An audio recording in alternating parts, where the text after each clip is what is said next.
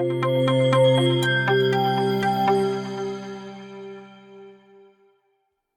guys, so I'm back with my computer and today we are going to learn how to take some entry from the user or how to take some input from the user in GUI windows and how to do something with that input. So what we are going to do first is we will open our PyCharm.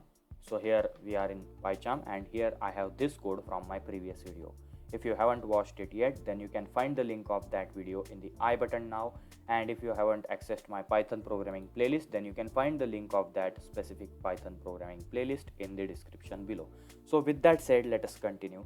So up to this point we have this simple GUI window where we simply have this title, or you can say a label. Now what I'm going to show you is we will we will render a button, or not a button. First we will render a text box, or you can say an input field. Many times you see forms, and in those forms we have a field where we can enter our name and anything that we want. So we will render that type of entry in here and a button alongside, which will do something. When we press that button, we will print the entry, for instance. So we will do up to that point for now. So what we will do here is we will create a entry. So first of all, let us create an entry. So here I will use entry as a variable where I will store this entry. This entry is another method which is built in to our tkinter. So we will use that entry, and in here I will render this entry into my root as we learned in my previous video. And for up to this point, let us keep this simple. So we will use entry in, and we will render it in root. But now we also have to pack it, so let us pack it quickly. So we will pack this entry here, and let us save this video, not video, sorry, let us save this program. Now let us run it. So here you can see we have an entry where we can write anything that we want, so like hey, or we can write anything that we want, numbers, punctuation marks, and anything like that. Okay, so we have this entry here. Now let us create a button. So now we have this entry and we will create a button. So here let me add a comment: entry for getting input from the user. So this is our entry. Now here we will write another thing which will be a button to do something with that entry. So we will do something with that entry now. Now let us create a button. So for that I will simply create a variable button, and in that I will store this button, and I will render that button in root, and here I will simply use button dot pack. So now my button will be simply rendered on this window. So here as you can see we have this button, and currently we don't have a text and we don't have anything on that button. So let us add some text. So similarly, just like label, we can add text like this. Here we will add a text like click, or uh, print that, or let us simply use a text like click me. So this button will say click me, and I will also use some padding, or not the padding, we haven't learned that up to now. So we will use the background color.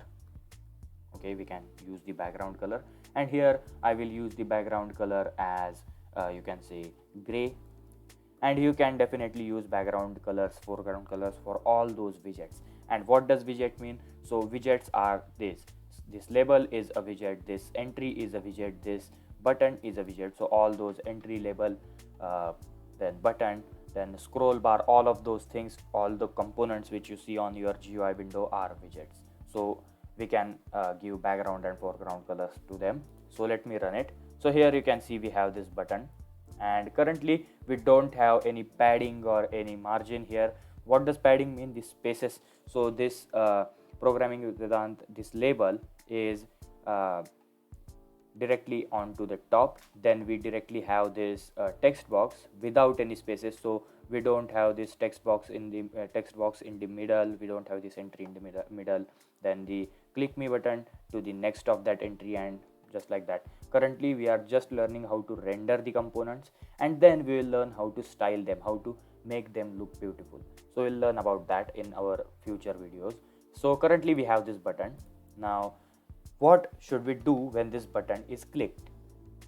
So that is the question, and for that what I will do is I will use another property which this button have is command. So we will give this a command which will be, let's say, print entry, or let us keep it e small. So just like that, print entry. And now we don't have any print entry here, and for that we have to create a function. So we'll create print entry function. So this print entry will be my function, and currently let us pass it. So pass is the keyword which will do nothing. So whenever we whenever we click the button, this print entry function will be triggered, and whenever this function will run or execute, we will simply do nothing. So that's something which what we are doing up to this point. So this command, basically what we are doing here is we are creating a button with text click me and background color as gray, and here we have this command is equal to print entry. So what does it mean? So whenever we click this button, whenever we click that button, our command should be print entry. That means our print entry function should be executed. And remember, or just have a look at this method carefully. I am not calling this function here, I am simply passing a reference to this function. So I am simply passing the name of the function here. So whenever we will click the button, this print entry will be triggered, and this print entry will be this function, and this function will execute that.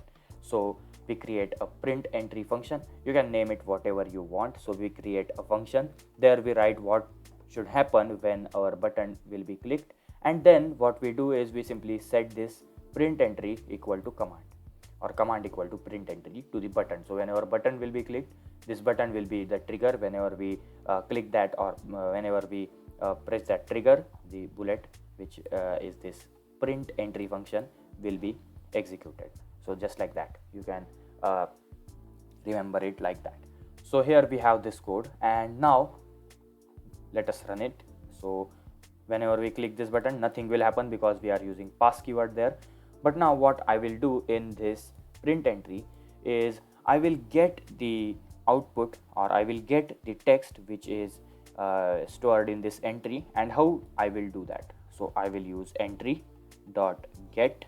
Okay, so I will use entry dot get, and here I will say text is equal to entry dot get. So we are getting the text, and here I will simply print this, or I will directly print this entry dot get.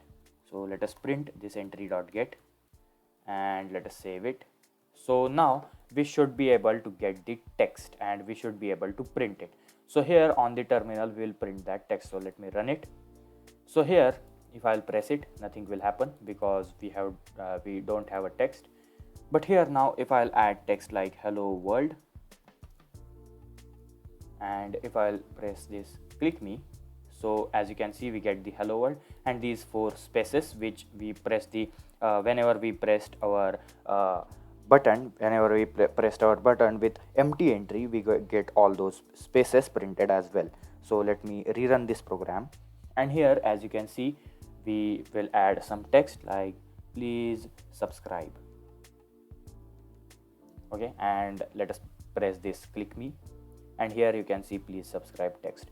So currently we have this GUI where we can type something, and we can use, or we can click this button and we can get that text. So what you can do with this, so you can what you can do is you can take 2 entries, then you can use a button, and whenever you press a button, those 2 numbers will be added, or it will label out those 2 numbers, addition, subtraction, and everything like that. So you can do something like that. So you can now create some fun projects or some fun programs with this. And I'm not saying that you will create some awesome GUIs like this PyCharm and anything.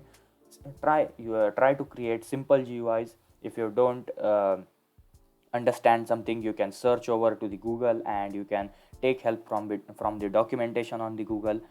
but simply try it. Okay, so up to this point we have learned how to create a button, how to create an entry.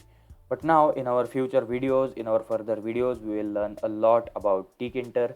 So up to this point, thank you for watching this video, and I will see you in the next video.